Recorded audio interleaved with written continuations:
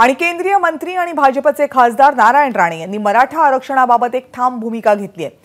स्वाभिमानी मराठा कुणबी समाजामध्ये समाविष्ट होऊन आरक्षण घेणार नाही आणि याशिवाय तसं केल्यानं ओबीसींच्या अधिकारावर आक्रमण होणार आहे असं नारायण राणे यांनी म्हटलंय।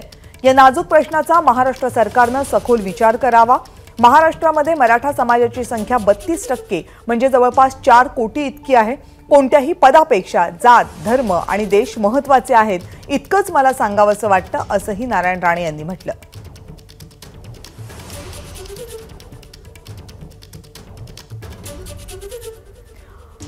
मराठ्यांचा कुणबी प्रमाणपत्रासाठी विचार व्हावा किंवा मराठ्यांचा ओबीसी मध्ये समावेश व्हावा या संदर्भात नारायण राणे हे सुरुवातीपासूनच नकारात्मक आहेत। आपली प्रतिक्रिया त्यांनी वेळोवेळी स्पष्ट केलेली आहे आणि आता सगळे सोयऱ्यांना प्रमाणपत्र देण्याचा निर्णय झाल्यानंतर नारायण राणे यांनी पुन्हा एकदा आपली भूमिका स्पष्ट केली आहे।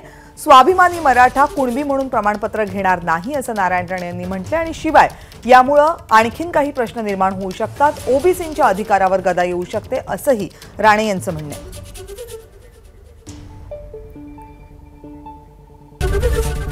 एबीपी माझा, उघडा डोळे बघा नीट।